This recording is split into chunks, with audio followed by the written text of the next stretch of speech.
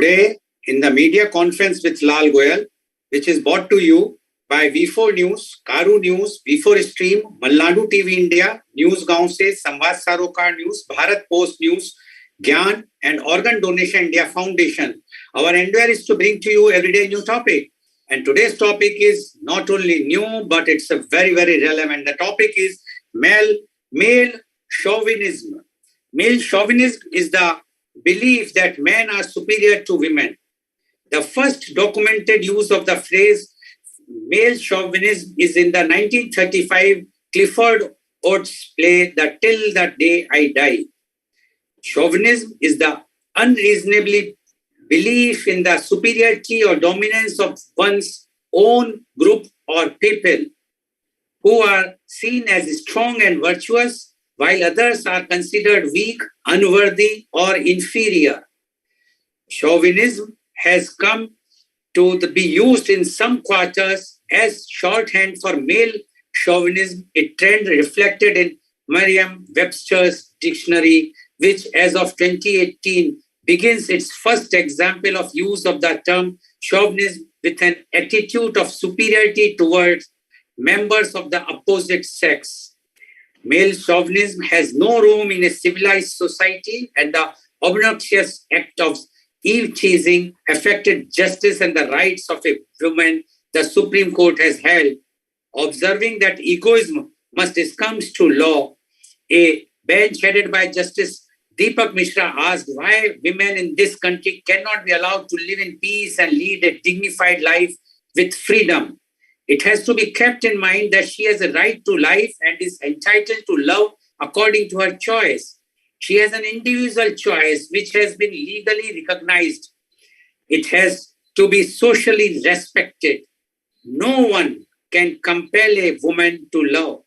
She has the absolute right to reject. In a civilized society, male chauvinism has no room. The Constitution of India confers the affirmative rights on women, and the said rights are perceptible from Article 15. When the right is conferred under the Constitution, it has to be understood that there is no condescension. Now, to discuss this very, very important topic, very relevant topic, the male chauvinism, we have a very elite, knowledgeable, experts panelist with us, and I would like to invite my first panelist guest, and she is Miss Urvashi Mittal. Miss Urvashi Mittal is MMS CFA. She did MMS Master of Management Studies from BITS Pilani in 1986 and completed CFA in 1990 with a silver medal. Recently, she was awarded with reputed Certificate of Excellence 2018 Woman of the Year, Dionisio United Award, New York, USA. With the aim to serve society, she joined Inner Wheel in 2008-9 and is currently serving as District Secretary. Inner Wheel is world's largest women voluntary service organization present in 104 countries, having its representative in United Nations also. She received many awards within Inner Wheel, such as Outstanding President, Brand Ambassador, Editor's Choice Awards, etc. She introduced many new concepts of social service for which she received several awards, few of them like Honda Superstar, Award for Excellence, Award for Social Work by NGO, Social Umbrella and Deepanjay Trust, Lions Club Award, Anchor Media Group Award, Award for Peace by Muni Irani, renowned Hollywood celebrity coach. She is associated with a number of other social organizations such as FICCI Ladies Organization, Bridge Kala Kendra, ISKCON, DCT, and Zena World, etc. She appeared several times on Aaj Tak, CNBC, G Regional, DD News, MH1, India News, Janta TV, Total News, JK News, as well as on print media also. And she also appeared on media conference with Lal Goel several times. Welcome, Miss Urvashi Mittal on our show. Miss Urvashi Mittal, you are serving as the District Secretary, Inner Wheel, Delhi unit. And you are doing, this organization is for the giving service for the women, mainly for the women empowerment. Now, we would like to know your views on male chauvinism. And we have to consider one thing, especially in the pretext or context of India. So we would like to know your views on male chauvinism. Miss Urvashi Mittal, please. Good morning, everyone. Thank you, sir, for this great introduction and inviting me here. Sir, one thing, as you said about we do not work only for women empowerment. We work for every needy. Wherever the help is needed, we are there. Sir, as far as the topic is concerned, I feel it's more like the tip of the iceberg. There's so much more to explore inside. At times, I visualize it like cabbage, layers one after another, very confusing, very complex, overlapping. You've already addressed chauvinism and male chauvinism. Coming to the point, I believe when we say male chauvinism, it includes all, entire spectrum, grandfathers, fathers, spouses, bosses, peers, cousins, brothers, sons, son-in-laws, barring few exceptions, of course. Thank you, people like you. We are here and discussing it so very openly so that a way forward can be achieved. Sir, as you said, keeping in mind my background, I'm a social activist, as you just said. So my emphasis is always in analyzing how the things are originating and how that can be addressed. So I'll not be talking about establishing male chauvinism and how females are better. I'm taking it for granted. We are better. I'll quickly go through the reasons as to how it has come into practice. So don't we all wonder at times that females, despite giving birth to males, is still this attitude not only exists, but it's become a way of life. My take is this does not happen because of superiority of males. It is mostly because of the false, hollow, theoretical support one gets from males. And values are imbibed when young and they spread with age. Let me elaborate. We belong to a society where mostly males are bread earners. So females obviously have no choice and tolerate all atrocities. Secondly, we feel sons will be our support when we grow old. Because of this feeling, females themselves suppress females. For example, if a family has a son and a daughter and limited finances, then despite the daughter being more intelligent, son will always be preferred and will be provided with all facilities. The same happens in case of daughter-in-laws. So females being mothers and mother-in-laws support sons over daughter and daughter-in-laws and keep them at a higher pedestal. This biased approach carves out a permanent niche in the hearts of males and they start considering themselves superior at a higher pedestal. Slowly, gradually, both these factors are automatically being taken care of with advancement of time.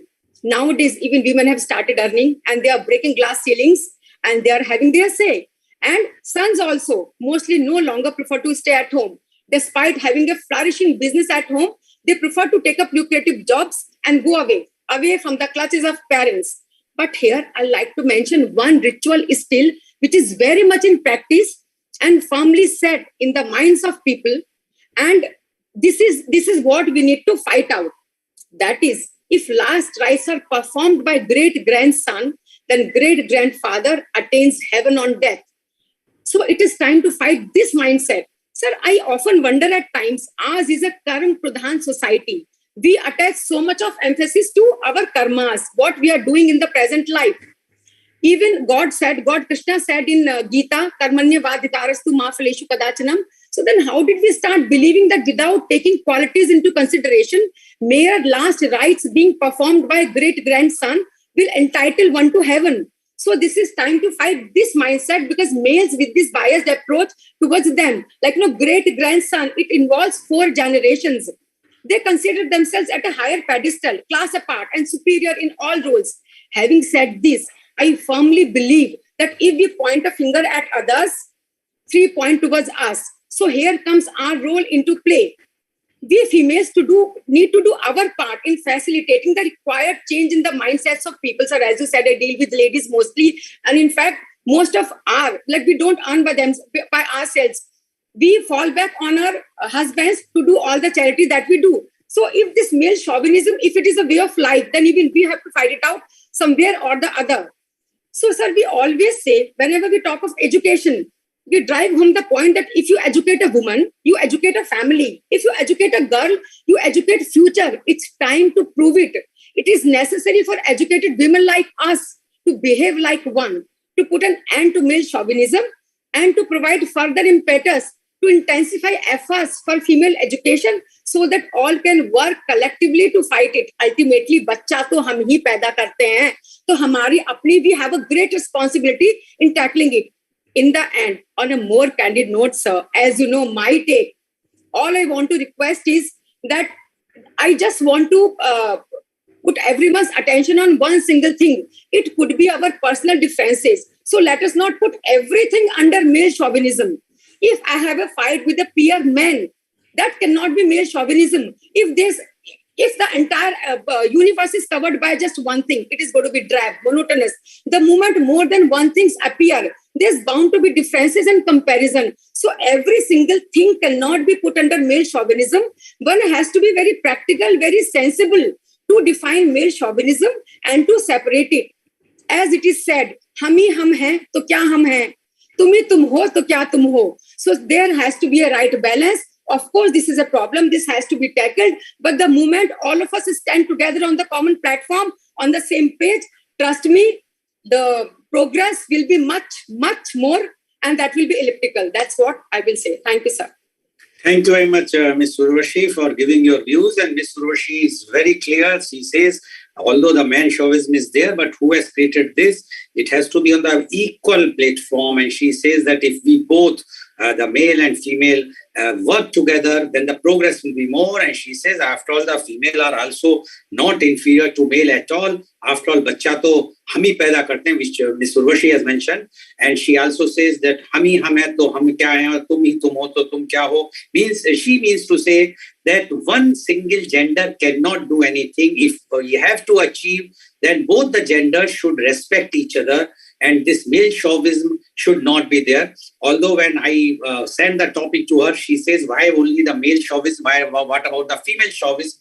I said, yes, you are free to talk about that. Otherwise, I am going to take that female chauvinism also very soon as a topic. And definitely we will discuss this, because whatsoever the drawbacks in our society, what we say in Hindi, kuriti, jo hai hamare yahan ki jo whatsoever, we have to highlight those. Instead of highlighting some tutu-meme thing, it's always better to try to see, to bring to the knowledge of the public, so that at least we can try to change or transform our society for a better way. Thank you very much, Ms. Urvashi, for giving your views. I'm sure those who are watching your shows, they will understand that not only the male, but the female are also responsible somewhat in this male chauvinism. So one has to come, take the equal responsibility and try to make a harmony in their approach. Thank you very much, Ms. Urvashi Mittal. I would like to invite my next panelist guest, and she is Ms. Karishma Chatrapati.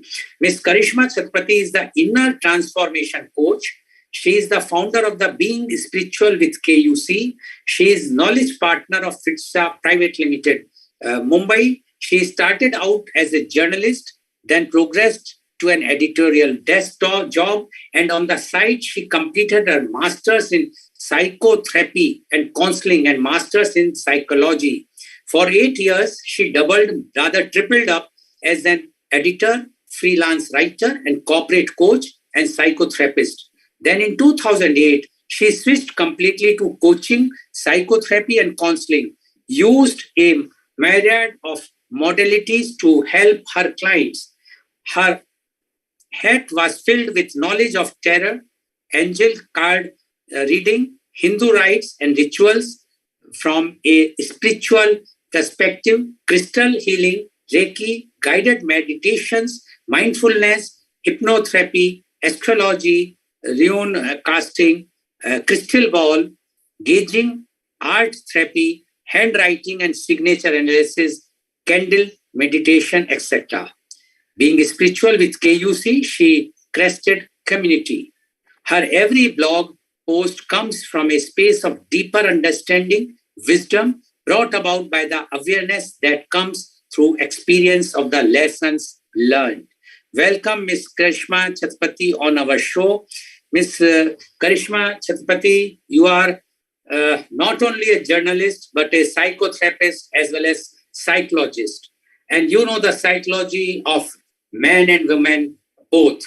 We would like to know your views, and you have heard what Ms. Urvashi Mittal said she says both are responsible. If we just say the man chauvinism, we have to take the women should also take the responsibility for the same. So now we would like to know your views, being a psychologist and a psychotherapist and a counselor, your views on men chauvinism. Ms. Karishma Chatrapati, please.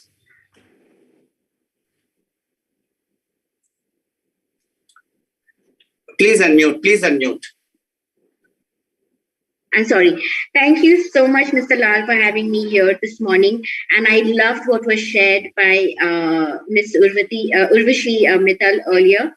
I completely resonate with that it is all about a perspective of understanding that it's not just about the males, it is about the females too. But more than that, I also would like to add is that it is about the parenting. In most households, people bring up their children where they feel that their sons are superior to their daughters. And unfortunately, even in today's day and age, it is a prevalent concept in a lot of households. If we can correct that and bring up our children as children and human beings of tomorrow, rather than as sons and daughters, things would change.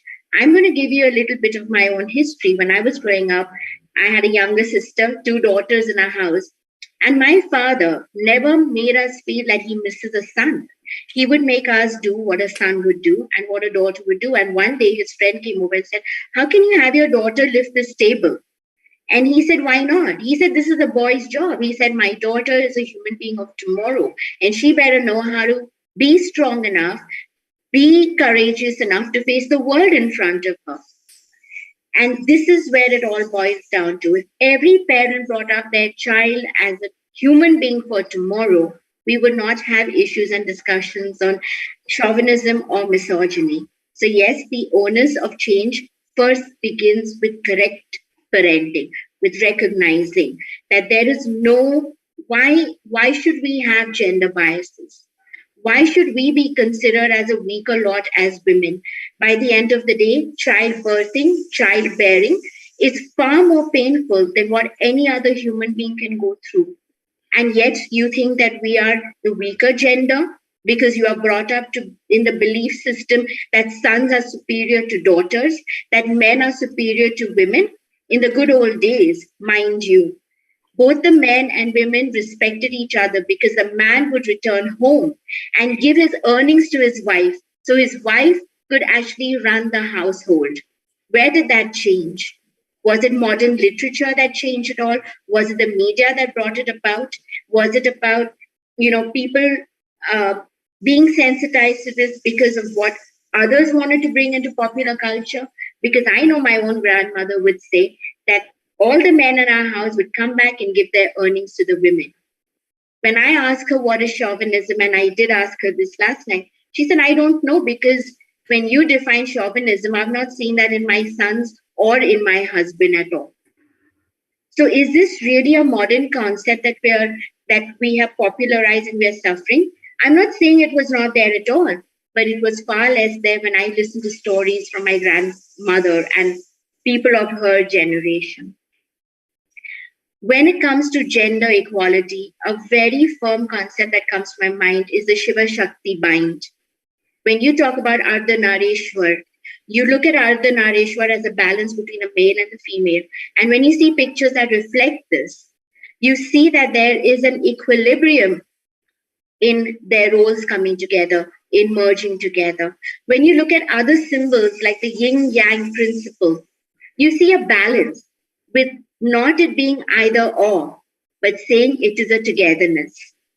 Yes, it is very nice if a man opens the door for a woman, but not out of the attitude of "I'm superior to you and you can't handle opening your own door." That is where the issue is. And while the man wants to force his chauvinism upon you, it is up to you as a woman to stand up tall and say, "I can handle that for myself." You need to also stand up rather than blush about it and say, "Oh my God, this man is so chauvinistic." There was a time when I would have friends who would say, "It's so nice if chauvinism was existing even more, where men would open the doors for women." You ask for it and then you want to break the code of it. Stand up, open your own door. Stand up, get your own coffee. Stand up, and go Dutch for your lunches and dinners from the very first date that you have. That is where we break the bias, and that is where we break the code, rather than sitting and talking about the term MCP. I don't want to elongate what the acronym of MCP is on this platform, but I'm sure for everyone out there, they would understand. We blame the man himself. Go back to when he was brought up. Go back to the society and the community that celebrated his birth, vis-a-vis actually feeling bad that they've had a daughter in the house before that. It is how we bring up our children that determine how they are going to behave. And gender biases begin from the homes, extends into the society, and thereby becomes something that we inherit and then we genetically give it, either directly, subconsciously, or consciously.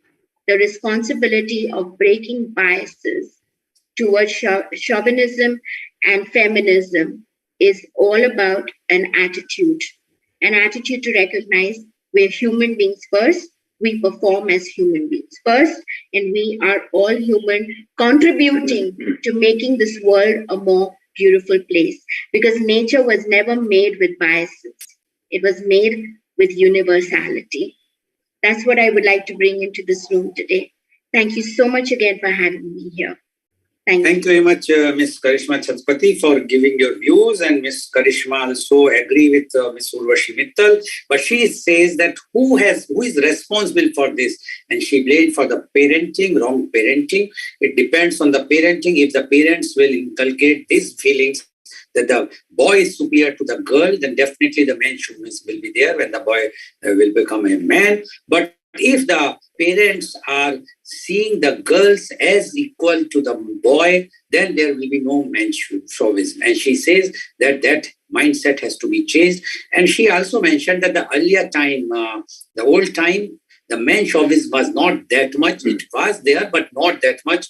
And the respect was there. But now it has changed. And that's why the male chauvinism is increasing day by day. And it has to be changed. And it can be changed by the correct parenting, because if the child from the family learn all these things, then the society, we will go to the society and the society is everywhere. So according to her, it is the fault of the parenting. If the male was giving more importance, she even says that still now many places the birth of a boy is celebrated, not of the girl. And I would just like to add that it is not only a celebration. Even some places in North India especially, the girl birth is not being treated as a good one.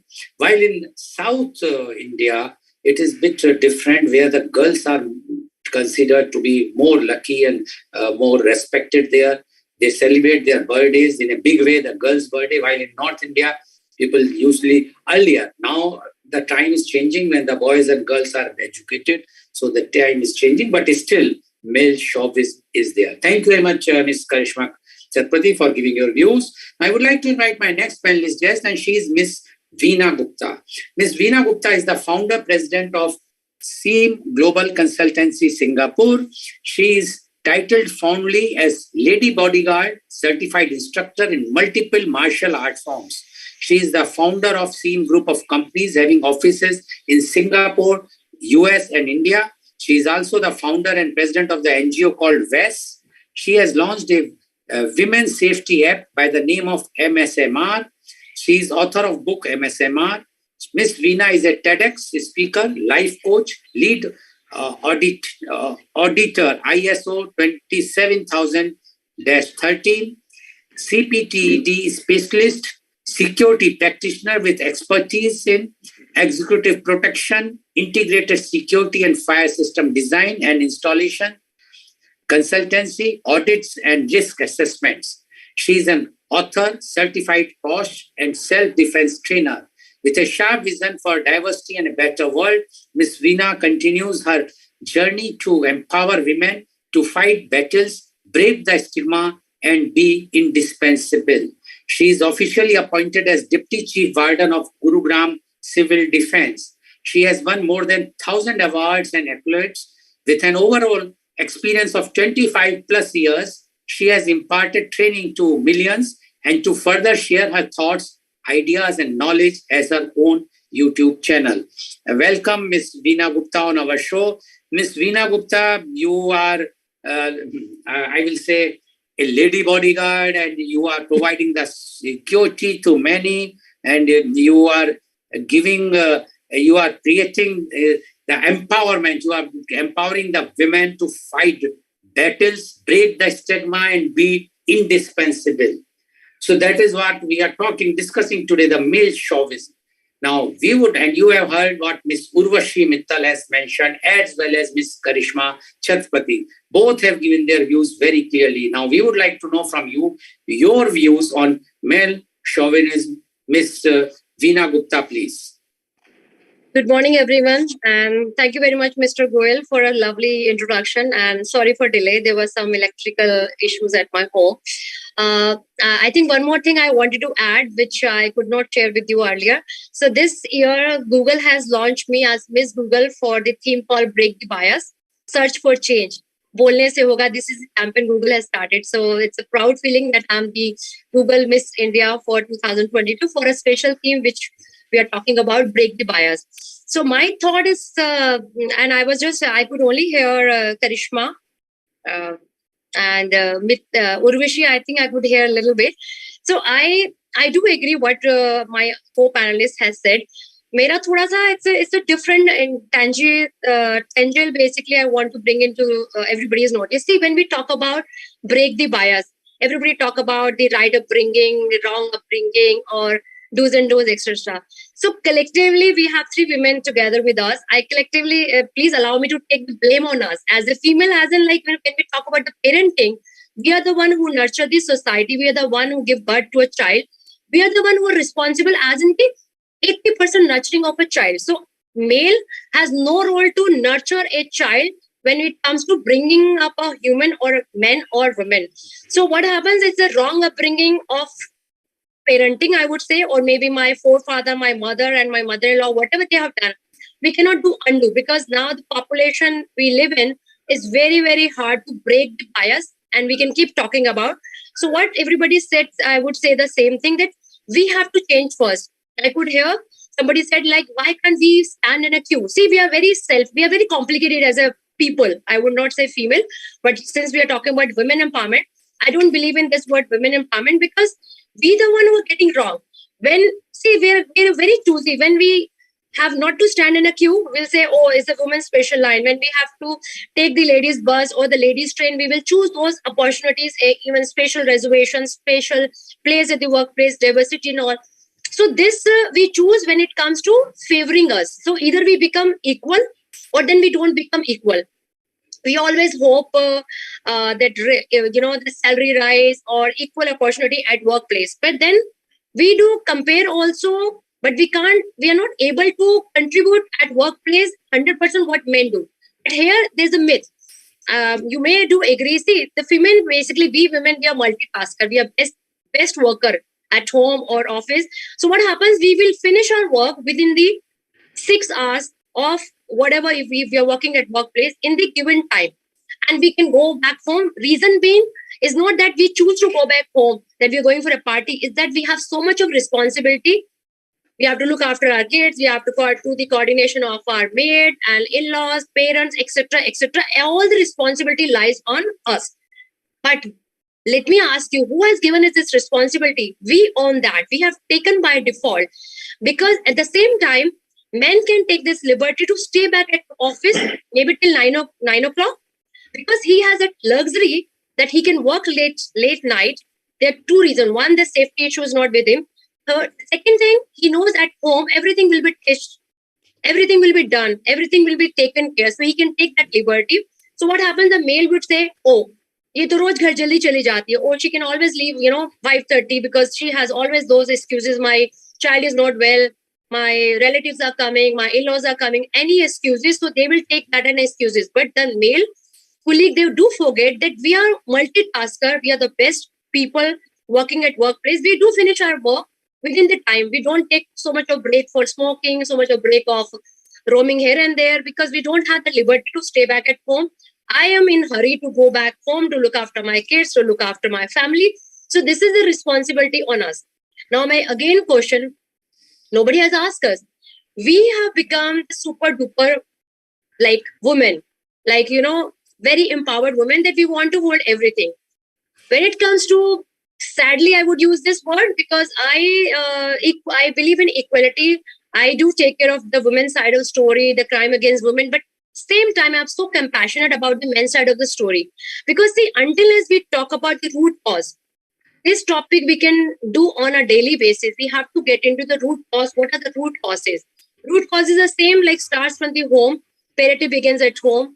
We as a female, we as a woman at workplace, we as a co-worker, we as a friend. As somebody said, why can't we pay our own bill? Then we wait for a man to pay our bill. Then we become, shiveringly, like, why can't he pick up our, bag? So here we have to change, because then we look upon in him, we feel bad. I was holding 2 bags and he just refused to pick up my bag. No. Then we become a soft woman, a weak woman. So I think we have to choose what we want at workplace. Fine. It's fine. Like, if we are having our cycle or we are not well, or there's some reason we are holding a baby, then we should expect that, somebody should hold our bag. But then I've seen like my co-workers, my friends and everybody, they would expect that husband should pick up their bag. In case, they have a big bags or shopping bags also. Yeah, no. Shopping bags, I think we prefer to pick up in our own hand. So I think we have to break the bias starting from home. We have to start the gender equality lesson, I think, at the early age of 5. Normally, we think that kid is very small. He or she is not understanding what is happening around. But see, the 90% brain of the child has already developed when he or she was born. So don't think that he or she is not aware what's happening at your home. The way you're treating your husband, the way you think, doing things at home, the way you're commanding, the way you're behaving, the way you're talking to your mate, he or she is observing everything, and that is, he or she is the human which will shape up at the age of 10 or maybe 12. So that 10% is only left at the age of the teens, which is the maybe 10 or 11 years old child. But 90% brain is there. So you have to start at early age. All the husbands, they should respect their wife, because see what happens. How the man knows that if I'm coming back from the office, he will just sit, put his bag here and there, and he'll wait for his tea to come. Same time, we as a wife will just keep our bag at one corner, rush to the kitchen and just be ready to cook. Oh my God, it's too late. Maid is not there. Why? Because this is what he has seen at home, what his father was doing. Okay, fine. Why don't you serve the dinner? Why don't you do this thing? And then only one task, I think probably he would take at the morning, because when I speak to people, they would say, the men will say, I do one thing, which is what? Maybe dressing up the child for the school, or maybe dropping him or her at the school. Nothing else. I said, why can't you make the tiffin also? Why can't you go to the kitchen? And why can't you do other things? But then I think again we are at fault. We as a mother, we as a woman, do you think we would allow him to get into the kitchen to create that mess? We will say, get out, get lost, because we don't like that, messing around in our kitchen. We don't like messing around with our kids. We want to nurture our kid with our own hands. This is what I think we get wrong. So I would not say much, because most of the speakers has already spoken. I would just say, if we have to change, we have to change first. We as a woman have to take the responsibility, how I'm accepting and reciprocating on the advances or the advantages of being a woman. We should be choosy. If I don't want to be standing in a queue, which is a ladies' line, I shouldn't be. If I'm asking for a right as an equal right, then I shouldn't be taking those favor. If man can stand, then I can also stand, right? Same time, when it comes to law, which is posh or so-called women's law, which favor women, and nowadays many women are misusing those laws. Why I'm using this word? Because as a TED speaker, there was a talk which I've given on a law which is 498, the Dowry Act, which has been misused, and it's the extortion for men. So it's not about other men, but see, those men can be our brother, can be our colleague, can be my relatives. I think in our population, if we talk about 30% majority, if I'm talking about the 30% men, as in out of our family, must be going through those divorce cases, which is there in the court for 9 or 10 years. Here also, see, when women is working and they're working together, then I think she's not spending her salary for the household thing. it's the man's responsibility out of maybe patriarchy society. Then men has to look after the household expenses. Even she's working equally, right? She will not spend maybe for household thing. It's by default comes on the shoulder of the guy. You have to do the household thing. The woman will say, if he's not spending, oh my God, you can't even spend on us. Why can't you buy gifts and all? So I think here we have to change from the home. If we want equality, we have to contribute even for small things. If he's taking care of household expense, then we can take care of other things. Why I'm using this word? Because what happens when the alimony and when the divorce cases happens? So alimony, again, women do ask in the name of maintenance. However, she's not been spending even a single penny when she was working, men was spending. So he has been earning, he has been spending. So I think here we have to look for change. We have to change and we should stand for our empowerment, which is the financial freedom. If we are financially independent, then I think we should opt for a mutual things like, why to fight. And one last more thing I would say that nowhere is written, ladies, that when you break your marriage, when the marriage gets break, nobody has told you that you should fight the custody of your child. Because what happens when we fight the custody of the child, that becomes the trauma for child, for us, for the society. Because here again, we become the same stakeholders, that everything will come on us. Nobody said that you should fight for the custody. Let's men also fight for the custody. Then only he'll start taking the responsibility of being, taking care of the child. But kya hota hai? He start fighting. Child custody should come to me. Child custody I will take. And here we loses the battle. Because then again, everything comes back on our shoulder as a single mother. So these are small things, but it has a deep meaning. We have to change. We have to start thinking now as if we really want to break the bias, then talking about breaking bias or doing the panel discussion. I think I'll wrap up with the last note saying, hey women, you are beautiful, you are dedicated, you are hardworking, you are multitasker, you have a gut feel, you are the avatar, you are Durga, you are goddess, and you are the beautiful creator of this on this society. So use the power, use your blessings and the challenges. Because challenges to rahenge the day you were born. Challenges were there, being a girl child, being a female. These things will be will remain there. You just starting acknowledging your blessings as a female, who you are. So just gather your power mentally, physically, and bodily. Thank you very much. Thank you very much, Ms. Veena Gupta, for giving your views. And she says that the women should use their power, but they should also not misuse the power. Why they require equality when they can stand in the queue, they should. And one point which she mentioned about the child custody, I'm sure that I am going to keep a topic on that separately because that is very, very important. Why the woman wants the child custody? Let the man also wants that. Let the child custody should go to the man. Let him suffer. Let him know the pains of upbringing the child instead of the woman should ask. But that is a separate topic. But what she says, she says that the woman should also take the responsibility. If she is not taking the responsibility, she just wants to take the benefits wherever it suits her. That is not correct. So according to her, the man chauvinism is there, but it has to be that woman is also responsible. After all, they are the mother and they have to treat the child accordingly. Thank you very much, Ms. Veena Gupta, for giving your views. I would like to invite my next panelist guest, and he is Advocate Gagan Gandhi. Advocate Gagan Gandhi is the managing partner of Niti Nyaya Law Office, New Delhi. After doing his graduation in mathematics and statistics from St. Stephen's College, he completed his management from Faculty of Management Studies, FMS, University of Delhi. He worked in American Express Private Limited in their Risk and Information Department before he decided to do law from Faculty of Law, University of Delhi. He has research paper on Social and Environmental Disclosure Index, SEDI. He has worked extensively on Right to Information Act, relating to the same for seeking replies as an evidence and for inputs in policy making.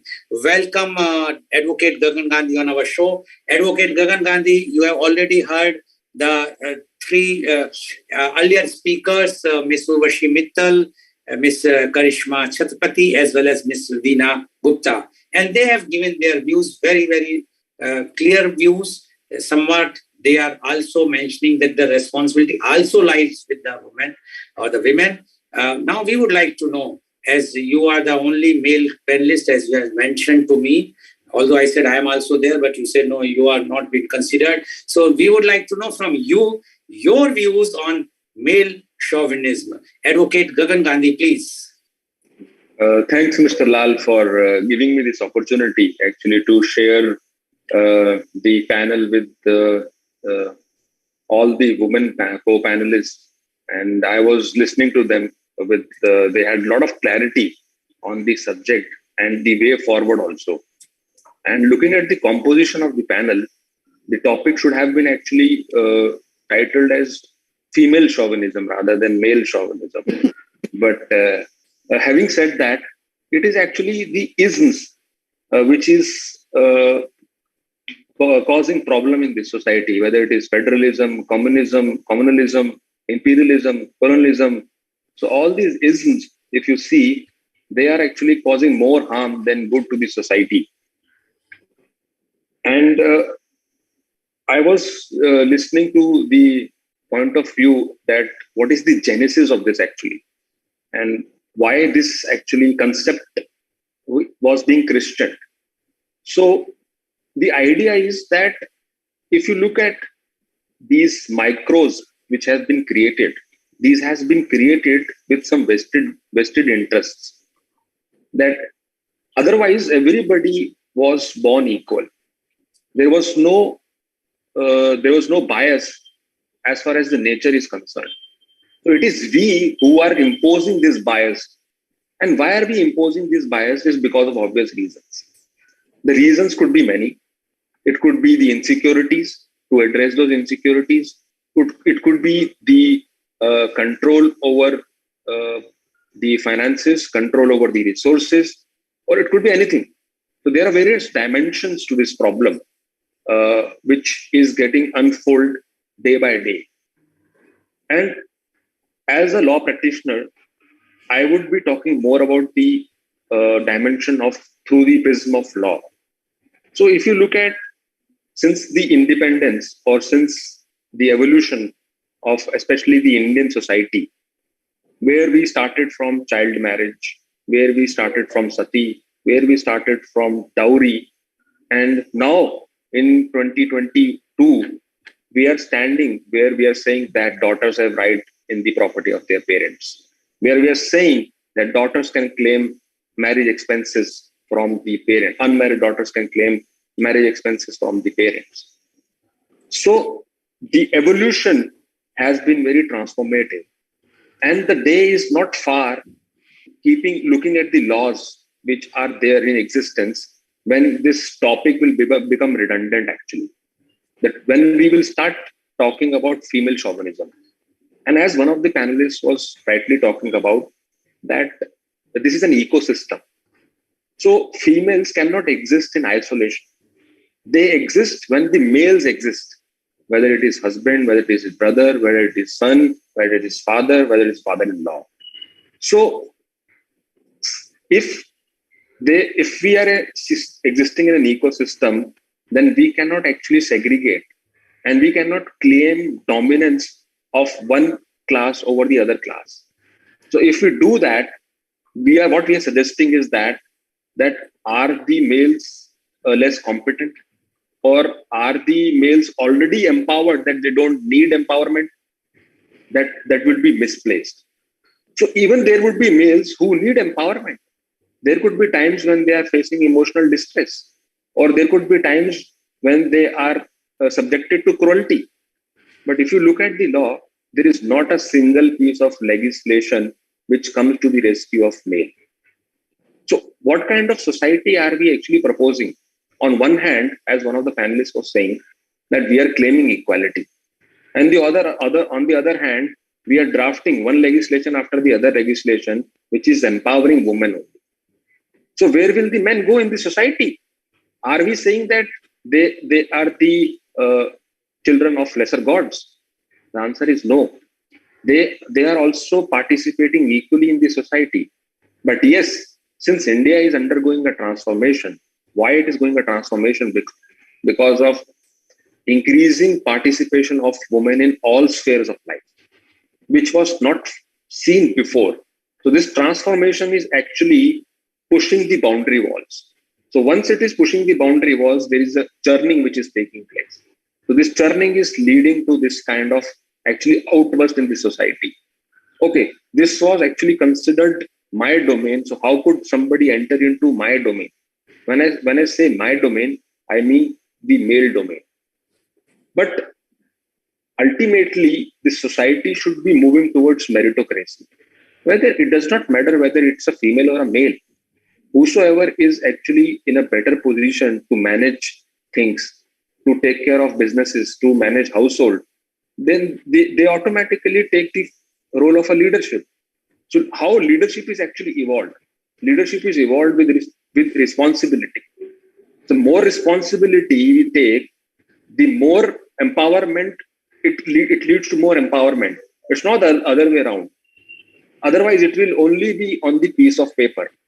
So when we are saying that we need reservation for women in legislation, when we say we need reservation in judiciary, so are we imposing upon them, or are we looking that they evolve through this process? So if it is latter, then we will see a better country in times to come. But if we are actually seeking imposition and then actually managing the show through shadow boxing, then we will not achieve the result which we are actually trying to achieve. Now coming to the point that I would actually equate it to the concept of reservation. So this reservation concept was actually kept into place because when the constitution was adopted, there were certain sections of society who were deprived and they needed upliftment. They needed a level playing field. And today we have reached a stage where the third and the fourth generation of the so reserved class is actually enjoying the benefits of reservation. So do we need to redefine the concept of reservation? Bringing the same analogy to this concept. When actually India became free, there were certain biases, prejudices which existed at that point of time. But do those biases and prejudices still exist in the society? We have to answer that. If the answer is no, then we need to rethink actually. If the answer continues to be yes, that yes, we still have biases against women, we still have prejudices against women, then yes, we need an overhaul. We need laws to actually empower them, which we are doing actually, which legislature and both judiciary are doing on a day-to-day basis. Now, there was actually mentioning about the misuse of the laws which have been enacted. It's true actually that the laws which were actually meant to empower are actually disempowering the other sex. The objective and the idea of these laws was not to disempower somebody, but to empower somebody. So it was an affirmative action which was taken by the legislature. As she rightly pointed out about the custody. So in West, we have a concept of joint custody, where both the parents actually enjoy the custody of the child. Why? Because it is for the welfare of the child. It is not for the interest of who is in a better position to take care of the child. But on the contrary, it is for the welfare of the child that both he or she should get the love and care, affection from both the parents. So, keeping these things in mind and the way actually the men are actually sharing their responsibilities in the household, which could have been witnessed during the COVID times and otherwise also. I think asking this is actually asking the nature, because nature has endowed both the individuals with certain attributes, both to the female as well as to the male.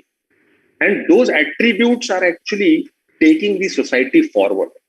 Now, capitalizing upon any particular attribute which has been endowed to an individual is actually questioning the mother nature. I think that will be misplaced. So I sum up my submissions with respect to this topic. Okay. Thank you, Advocate Gagan Gandhi. And I'm sure you will not now complain that I have been given less time. I have not interrupted you. And what Advocate Gagan Gandhi says that although everything is fine, but nowadays the judgments or the legislation is tilting towards the women, although yesterday or the day before yesterday, the judgment about the girls are entitled, unmarried women are entitled for the marriage expenses from the family. I don't know why this thing has come. Why they require the money? Why the expenses on marriage? I've done recently a program on the big fat Indian wedding, and I said that no money should be spent on the wedding. Why we are spending money on the wedding? If the law is supporting this, tomorrow the boys will also claim that we also require money, whether I am married or not. A bachelor should also get the money. Something wrong is happening. I don't know why, but anyway, we will take that topic also about this very soon. But thank you very much, Advocate Gandhi. Paucity of times, I will not summarize, but you have already cleared everything. Thank you very much. Now, I would like to invite my next panelist guest, and she is Dr. Namrata Shukla. Dr. Namrata Shukla is the independent management consultant at Muscat. She has over 12 years of experience in teaching, training, consulting, counseling, and mindfulness. She is a PhD in management CSR from IIT ISM and a certified mindfulness coach from Berkeley, UC. She has experience in teaching and training both Indian and international students. Even while teaching, she was actively engaged in training students and making them market ready for jobs. She has designed training programs, especially for BBA and MBA students in the area of personality development, effective communication, interview skills, among others. Her area of expertise include communication, personality development, OB, CSR, mindfulness, and stress management. She is also co-founder of Kaizen Mantra, which focuses on training or consulting and counseling. Welcome, Dr. Namrata Shukla on our show. Dr. Shukla, you have heard all our earlier panelists. Now, we would like to know your views, because you being a counselor, you are giving training to the MBA and BBA students. So you know the conditions today, and not only the Indian, but the international conditions of the students, young students, BBA, MBA students, about the male chauvinism, which we are talking. So, male chauvinism, Dr. Namrata Shukla, please.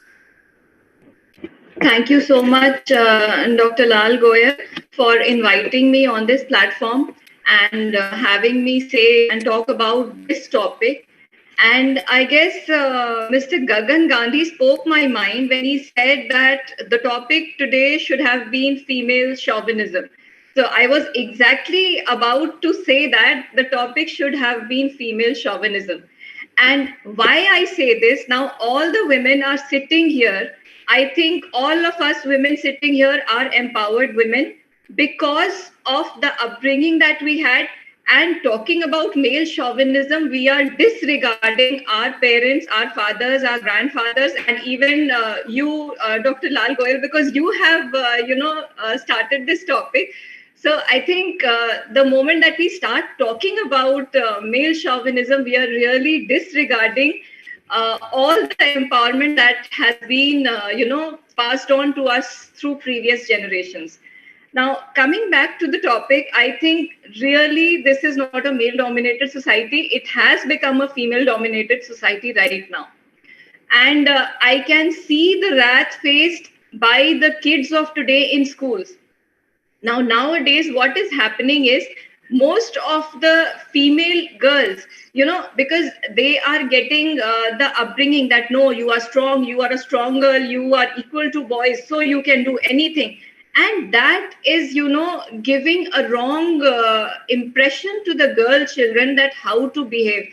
I see more misbehaved girls these days, the smaller ones I'm talking about, rather than the boys. The boys have become more calmer, more quieter, and more, docile rather than the girls these days. Because past few weeks only, I have experienced 2-3 instances wherein all this had happened. And now coming back, as one of the co-panelists said, that parenting. Yes, parenting is a very important aspect wherein, this gender bias comes. Now, I am the only girl child in my family. and I have 2 brothers. But I think I was the most dominating person in my family, and till date, everybody listens to me first, and my views are given the most importance rather than my brothers. So, when even they have to talk something, if my brothers have to say something to my dad, they'll, tell me that you talk to dad because dad will listen to you. He's not going to listen to us. And my dad will also, he'll ask me, he'll consult me first, and then he will, take any decision, whatever it is.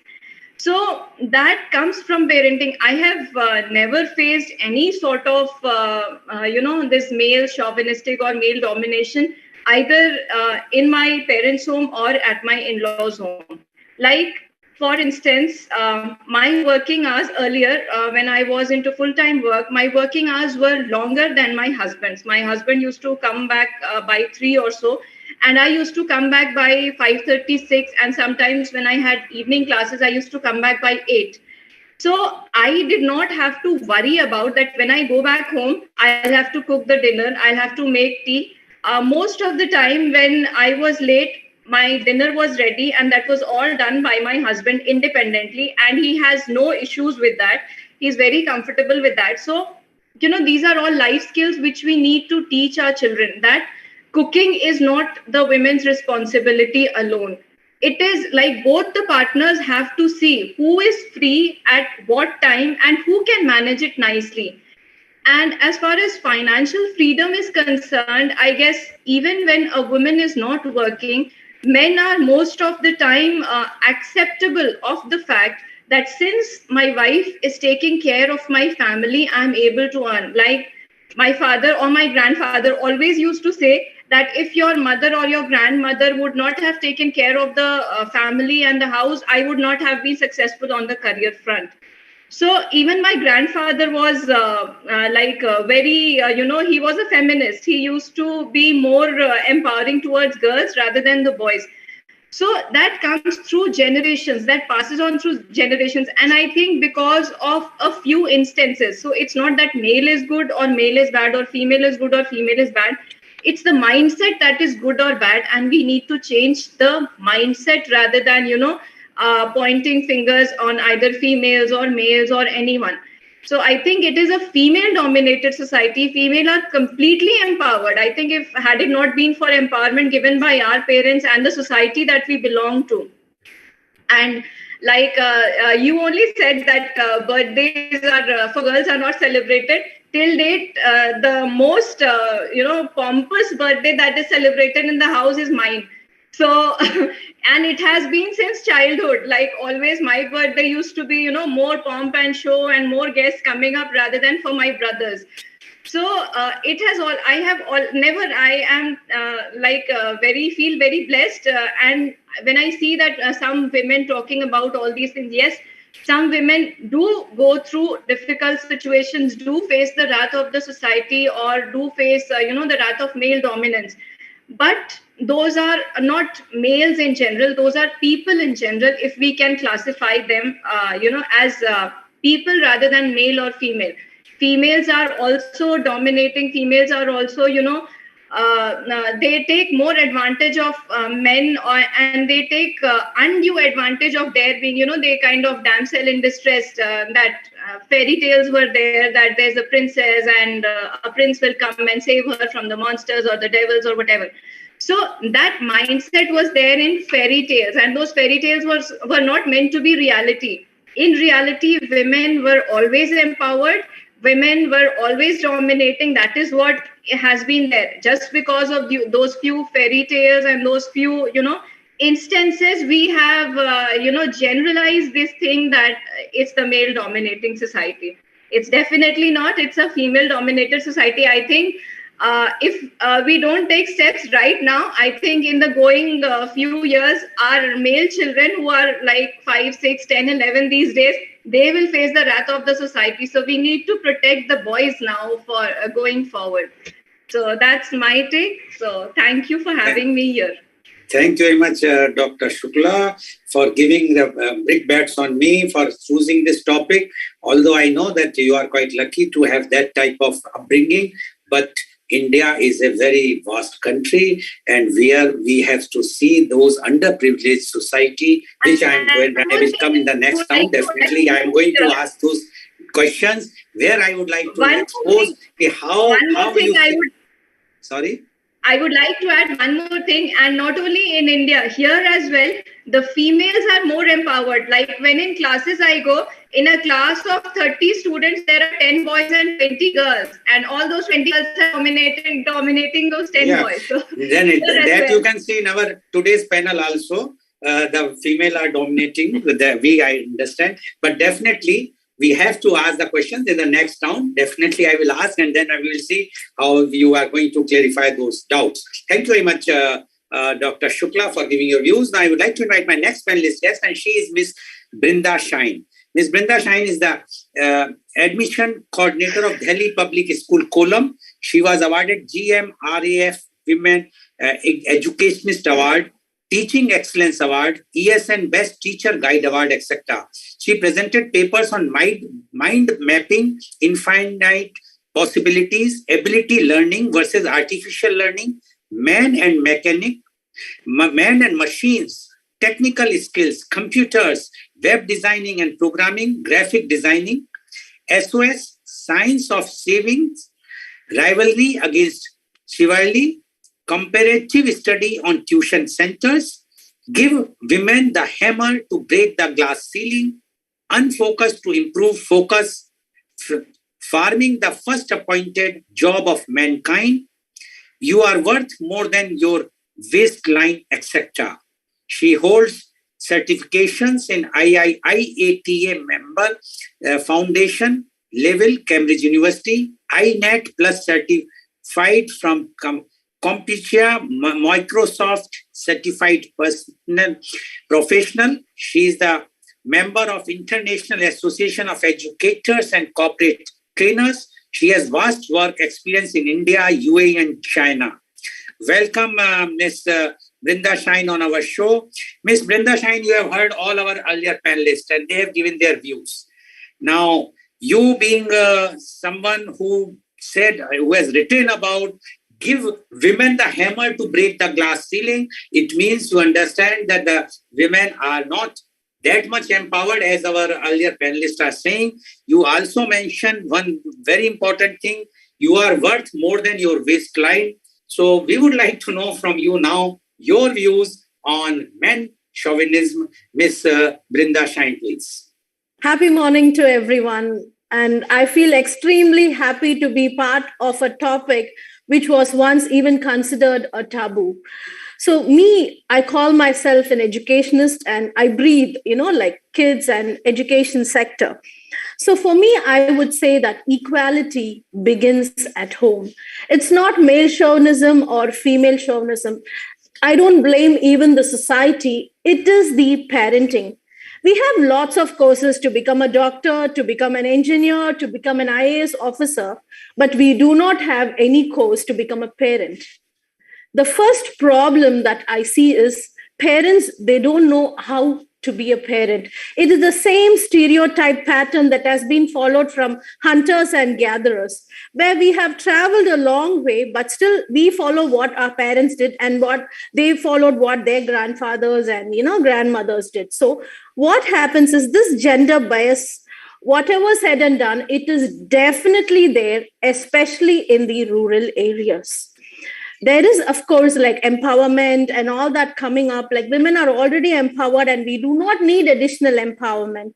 But at the same time, when it comes to children, right from at like home, especially in Kerala, I'm located at Kerala, I do see that happening a lot at home where, boys are treated in a different way. They are even not allowed to, carry the plate, whatever they eat, they are not supposed to take it, like they take the dish to wash, because that's considered very inferior and that becomes the job of a woman. I do see the teachers who are working in the education sectors, they work like, here in Kerala, teachers have more like the main, the career that is available for women is more of teaching industry. And it's seen that more women work in that industry where lot of effort is required in terms of physical and mental. They have to be updated. They have to stand the long hours, and soon after they go back home, they have to patch up even the like the domestic work that has to be taken care by the women.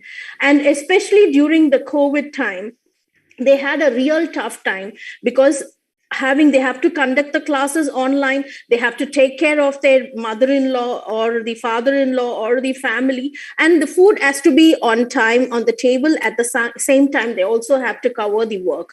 So that really exists. We do talk about the women are empowered, but it is always there in every part and parcel of life. As Dr. Namrata was saying, like women, it was in fairy tales that they think that that they are like damsels in distress, but it is still there.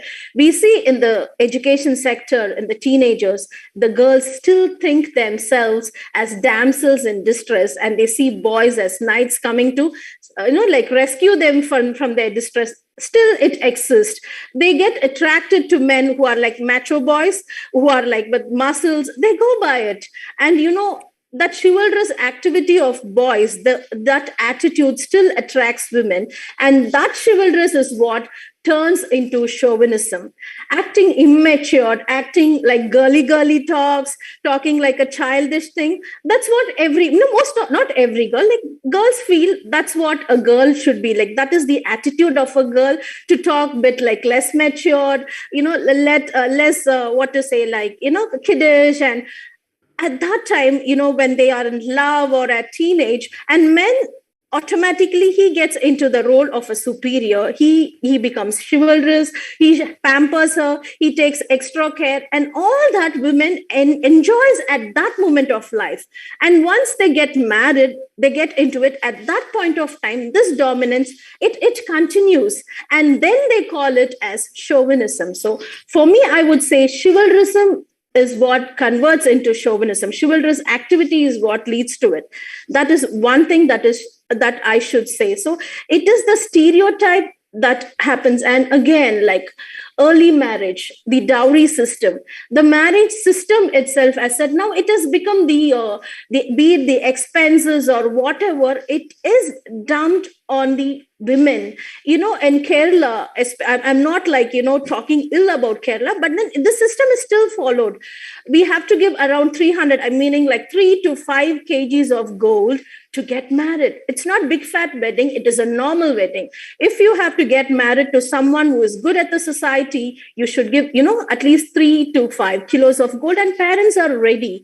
The literacy rate is very high in Kerala, but if you see the employment rate, women are less employed than men. Why?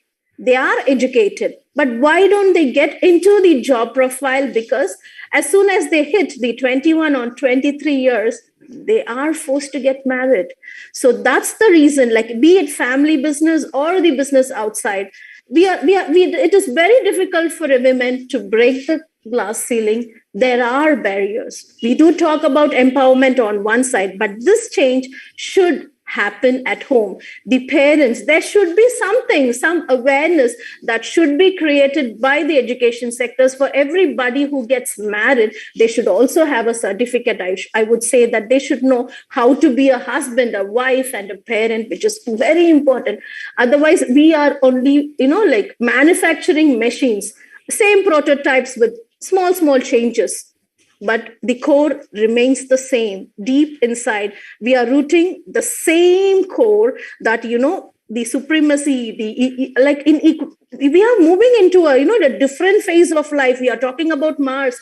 We are talking, living in space, but still we are fighting for, equality is something which has to be, taken a call, and something that major change has to happen, that not only about the metropolitan cities or the developed places, we should, get into the rural areas. There is a very small incident that happened when I was small, like one of my cousins. It's a very minute thing, but still the mindset. One of my cousins was asking me, like, when I said, like, I'm going to the salon, to cut my hair or do my eyebrows. And then he asked me, like, oh, these girls are so much, like into beauty conscious. They get into. So I said, then you should be growing your hair. You should not, shave your beard. You should have long beard and mush and all the. So same as what men do is what we do. Even doing that is denied still at many homes. Still it is denied. Getting into a beauty parlor is something, which is really bad, that, a woman's dignity goes down. There are families with, why does she need? The only time that women visits a salon is only for a wedding. And the women are expected, like they dress themselves until they get married. And once they get married, they have to, dress and be like a different woman. Such expectations are there. They have to suppress their feelings. So I'm not saying that, we need, empowerment or, I'm not talking about feminism, but at the same time, this biasness, this stereotype, gender inequality has to be stopped. It has to be completely eradicated right from the child is born. Even the differentiation of color, pink color for girls and blue color for boys, even that should not be there, because I know boys who they don't like the color of pink. Boys, they do not. At school, I see if something in pink color, can you change this color for us, because pink is a girl color. We make the differentiation. Why for Women's Day everyone should wear pink? Why? So we are in one side, we are talking about empowerment, and one side we are making again a new set of modern, things like pink. It was not there. Our ancestors did not define a color. We have made it. We all wear pink color on Women's Day. Why? We don't need that. The color doesn't define us. So such changes should definitely happen. So we have to identify what is the root cause of it, and minute, like I said, these small things which we don't notice makes a big change in the society. Thank you very much, Ms. Brinda Shine. And at least one of the panelists has supported or gave the views against all the other panelists and said that yes, women are not at all empowered and women require empowerment. There's lots of gender bias in India, and it is there. And definitely what you have mentioned, breaking the ceiling is required if we have to give the respect. I'm not quoting the crime reports, what the government crime reports, how many rape is taking every minute, how many domestic violence is taking place. So we have to understand the reality. We should not be in the fairy tales, as Ms. Brinda said. Thank you very much.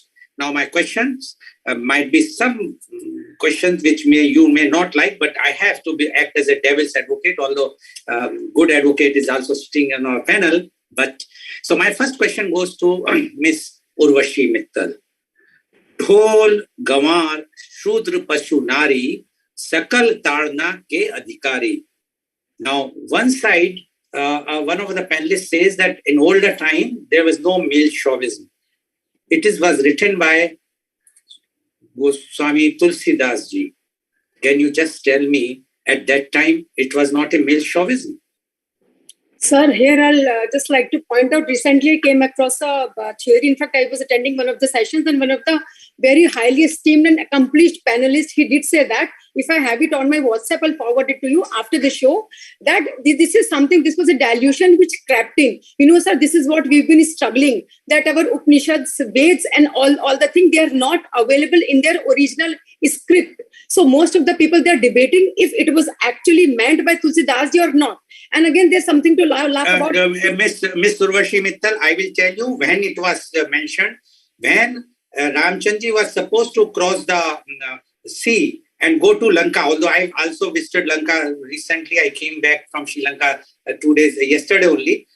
So at that time, when the Samudra was not giving the way, at that time, this was quoted, and it is original. You can just Google it. It is not created by me or anybody. It is in the Ramayana, not in Upanishad or anything. But I just want to say that at that time also, they were categorized. The women were categorized in those categories. I am not saying why not, but it was categorized.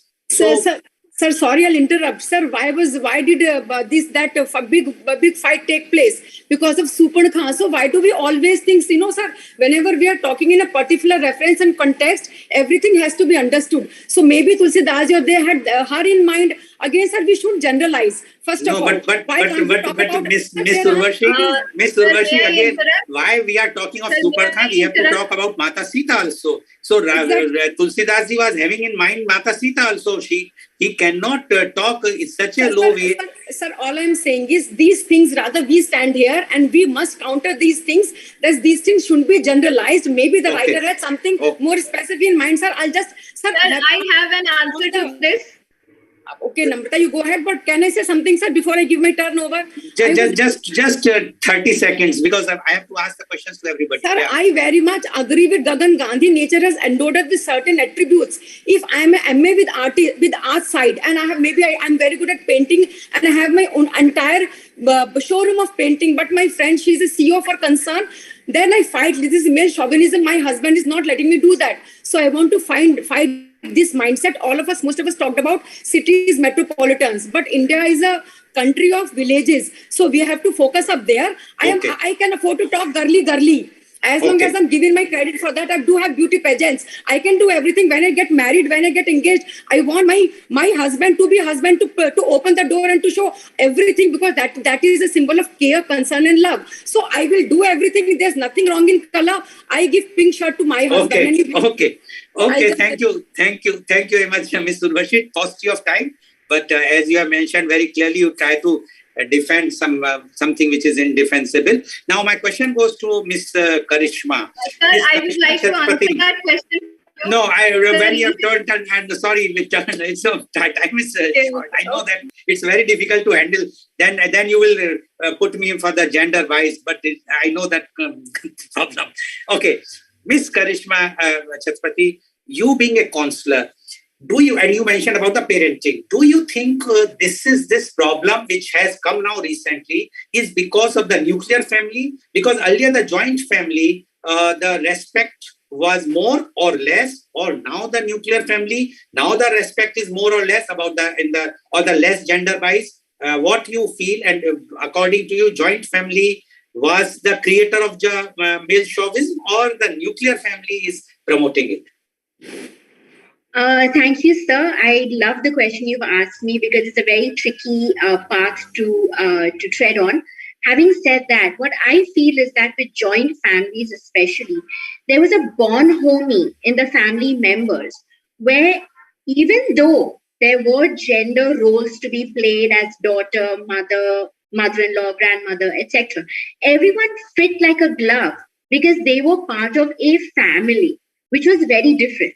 Now, when you come into nuclear family cases, there is more specificity. There is, I'm not saying all across the border, but where our traditions are concerned of being brought up together as cousins, as brothers and sisters together, we kind of if I may use this word, and I love coining new words, we nucleize ourselves and believe that we belong to certain boxes and certain mainstream aspects. So do I blame the nuclear families more so for chauvinism? Not, I mean, to a certain extent, but I say more than that, it is the entire typecast of saying there is feminism, there's chauvinism, and this is how it should be, and this is how it shouldn't be. All I believe is bring an equilibrium in balance of respecting genders, and then we would not have to have these conversations. Okay. And we're ending. Thank you so much, sir. Thank you very much. Now my question goes to Ms. Veena Gupta. Ms. Veena Gupta, change of mindset of society. One side, you people are saying change of mindset society. One of the panelists says, no, now we are quite empowered, so we don't want any empowered. And like Dr. Shukla mentioned, and others also. So do you still think that the change of mindset society is required or not? Please unmute. Yeah, definitely. Thanks for asking. Great question. It does require, very much is required, because it's not about changing the mindset and breaking the bias. It's about changing ourselves. We have to change first to change the society, to change the mindset. So of course, it does require. We have to change, starting from the patriarchy, starting from our mythology, starting from our Ramayana, starting from the Tulsidas, whatever Mahabharata. See, we really don't know. We were not born over there. It's the mythology, it's the pratha, it's the Sanskriti which we follow. So we really don't know what actually happened. And I only believe in that, it's up to you. Like, for example, when I was a child, we used to have this Ramlila act in our colony. Instead of choosing to be Sita, I used to be Ramana. I used to act as a Ravana.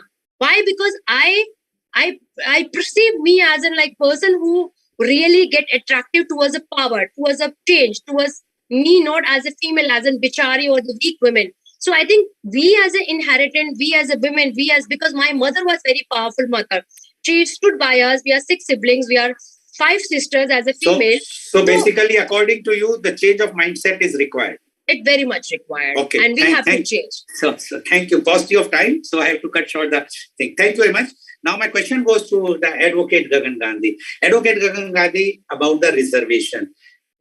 Everybody says why the reservation is required. I will tell you the example. Take the Honorable Supreme Court. How many female judges are there? Take the Parliament today. How many women are there in Lok Sabha? Forget Lok Sabha, because we say though they are not a winning candidate. Women are not muscle power. They cannot face those types of bahubalis or dabangs in the election. Forget about that. What about Rajya Sabha?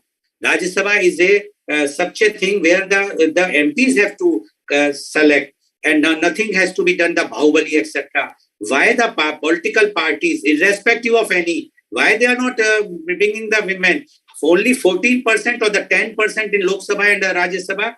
Is it the right way? One side, the population is now crossing. They are crossing the population of male. The women is crossing, and they're representative in any of the field you see, from army, from armed forces, anywhere. Yes, they are more in education. They are more in all those types of things where this is, it's a girly thing. Why then? Why we say the reservation is not required? Advocate Gagan Gandhi. No, I am not against reservation. I am against imposition of the same. What I am proposing is that if the society is able to evolve women as leaders, automatically they will fill the space which is needed. So if you try to impose, what you will face is the backlash, the circumvent of the power, because you will have women in place to fill those numbers. So they will be just numbers. I don't want to see them as numbers. I want to see them as actually truly participating for the purpose for which the reservation is meant actually. Because with due respect to all the women, we have tested this in the civic authorities. So in civic authorities, what is happening is that their husbands are actually calling the shots. So the true purpose, true sense of empowerment through this reservation gets defeated. So that is not what I actually am looking at. I'm looking at that they become independent thinking so that the color of women actually is seen in the legislation. Okay. Thank you. You have given the answer which I wanted. That even in the village or panchayats or anywhere, husband is taking the decision. Although the wife is the member of that panchayat or the president of panchayat. I would leave it to one question that we all are talking about equality, and we are having all the female as co-panelists. So I asked whether they would be seeking as gender neutral laws in future or not. Because right now we have especially sexual laws which are biased towards women. Advocate Gandhi, the gender neutral law will come only when we will give them the respect. The way we are treating, whatsoever we are saying, our mindset is such a dirty mindset. We never want to. We respect them during the Navratra. Unfortunately, right now the Navratra is on in North India, or the Chaitra Navratra. We respect these 8 days, 9 days. We consider them as a Gumata Durga and the other Navdurga in the winter. But otherwise, we are ready to rape them. We are ready to molest them. We are ready to shame them. So our mindset has to be changed, and the mindset has to be changed of the boy from the very beginning. Thank you very much, Advocate Gagan Gandhi. We will have a topic for that also, what you are saying.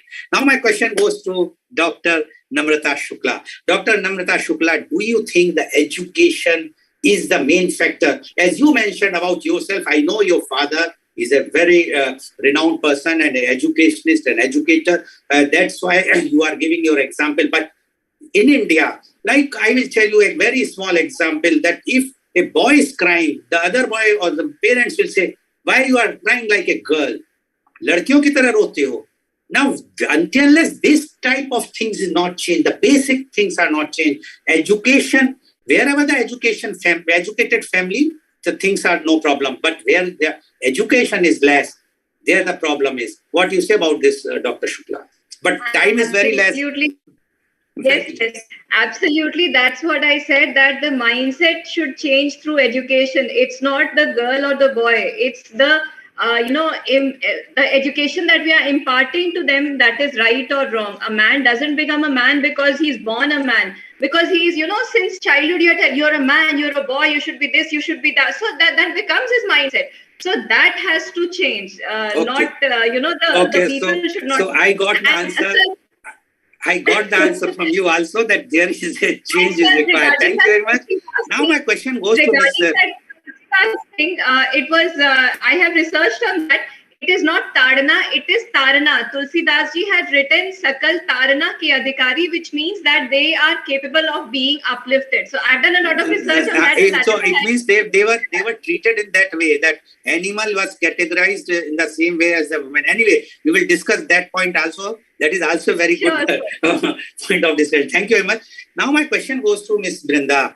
Ms. Brinda, why you are blaming and you are saying the society? Why to blame men? Blame women. Whenever the give a birth to a child, the woman give a child, from the very beginning, her tendency bias towards the boy, not the girl. And if a boy goes to the kitchen, she says, no, this is not your work. So, and when she married, and when she goes to the in-laws' house, the same woman, the other woman, mother-in-law, for her, the son is more important than the daughter-in-law. So why you are blaming us? The man chauvinism is because of the women of the country. What you say about this? Time is short, 30 seconds only. I do not blame the women. I blame the parent, both the father and mother. They have to treat them equally. Ms. Brinda, one of the panelists mentioned very clearly that the child upbringing is in India, especially is of the women. Yeah. So mother is doing mainly the thing. But husband is bechara in this case, not the women. So I am asking you, why? Why in the sense... The chance is not given, sir. Like for women, how many women the chance to get like our Modi ji has given a chance to a woman in finance, but she proved it. Likewise, every man should give a chance to a woman to come forward. At least that has to be done. That we will prove that we can also do. Okay, thank you very much. So you want to prove yourself, and which you have proved today. So thank you very much for giving. So viewers, we have seen today, everyone has given their views. Who are responsible? If at all, and it is existing after all, they all admit, it's the responsibility of the civil society, the parenting. We have to understand one thing, the boy and girl are same.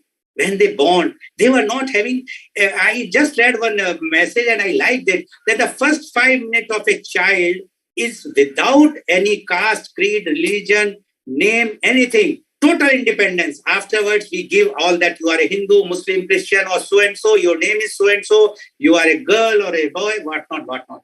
So please try to give more respect. The day, yes, we understand the laws are favoring women, but still, what is happening today in India is very, very shameful. A responsibility lies on all of us. We, the civil society, if we claim that we should remove all these laws, yes, the laws should be removed only when the girls or the women get that respect which they deserve. Thank you very much. And today's program has been live telecasted by V4 News, Caru News, V4 Stream, Malnadu TV India, News 𝐂𝐀𝐑𝐔 𝐍𝐄𝐖𝐒 News, News, Bharat Post News, Gyan, as well as First on Live on Facebook and YouTube. And our endeavor to bring to you every day new topic on our media conference with Lal Goel at 10:30 a.m. Tomorrow is a thought leadership series. And our guest is, the topic is business incubators. And our guest is Professor Dr. Sudhir Saran, former visiting professor, IIM Lucknow, University of Texas at Dallas, founder Dr. Saran Consulting, California, USA. He will be giving straight answers to my straight questions. So please tune in tomorrow for media conference with Lal Goel at 10:30 a.m. Thank you very much, Ms. Urvashi Mittal. Thank you very much, Ms. Veena Gupta. Thank you very much, Ms. Karishma Chatrapati. Thank you very much, Advocate Gagan Gandhi. Thank you very much, Dr. Namita Shukla. Thank you very much, Ms. Miranda Shine, for giving and enlightening all of us. And thank you all the viewers. With a request, please try to start giving the respect and give the proper education to the boy and the girl and your family. Then only we will be able to not discuss and not to keep this topic next time. Thank you.